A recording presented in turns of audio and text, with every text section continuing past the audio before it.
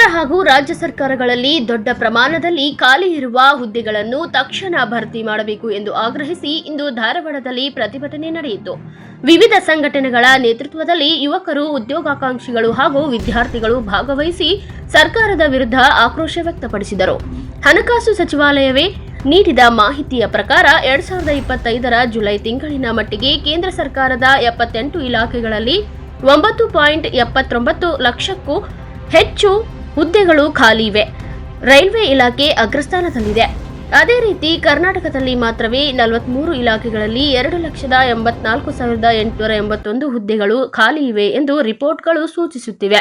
ಆದರೆ ನೇಮಕಾತಿ ಪ್ರಕ್ರಿಯೆ ವೇಗಗೊಳ್ಳದೆ ಸಣ್ಣ ಪ್ರಮಾಣದ ಜಾಹೀರಾತುಗಳ ಮೂಲಕ ಕೇವಲ ನೆಪದಲ್ಲಿ ನೇಮಕಾತಿ ಕಾರ್ಯ ಮಾತ್ರ ನಡೆಯುತ್ತಿದೆ ಎಂದು ಪ್ರತಿಭಟನಾಕಾರರು ಆಕ್ರೋಶ ವ್ಯಕ್ತಪಡಿಸಿದರು. ಈ ಕೂಡಲೇ ಎಲ್ಲ ಸರ್ಕಾರ, ಕೇಂದ್ರ ಆಗಿರ್ಬೋದು, ರಾಜ್ಯ ಸರ್ಕಾರ ಆಗಿರ್ಬೋದು, ಈ ಕೂಡಲೇ ಜಾಬ್ಗಳನ್ನ ತಿಳ್ಕೋಬೇಕು. ಅದ್ರ ಜೊತೆಗೆ ಯಾವುದೇ ಎಕ್ಸಾಮ್ ನಡೆಸಿ ಕೂಡ ಪಾರದರ್ಶಕವಾದ ನೇಮಕಾತಿಗಳಾಗಬೇಕು.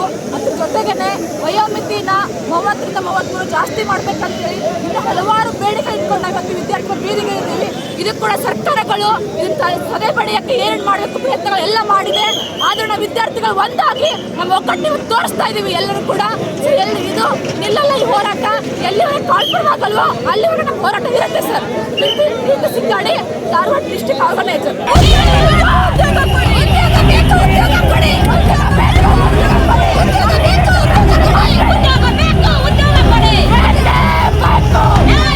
ಉದ್ಯೋಗಕ್ಕಾಗಿ ವರ್ಷಗಳಿಂದ ಸಿದ್ಧತೆ ನಡೆಸುತ್ತಿರುವ ಲಕ್ಷಾಂತರ ಯುವಕರ ಕನಸುಗಳನ್ನು ಸರ್ಕಾರ ತುಚ್ಛ ಮಾಡಿ ಬಿಡುತ್ತಿದ್ದು, ಅಸ್ತಿತ್ವದಲ್ಲಿರುವ ಹಲವಾರು ಹುದ್ದೆಗಳನ್ನೇ ರದ್ದುಪಡಿಸಿ ಯುವಜನರನ್ನು ಬೀದಿಗಿಳಿಸಲಾಗಿದೆ ಎಂದು ಪ್ರತಿಭಟನಾಕಾರರು ಆರೋಪಿಸಿದರು.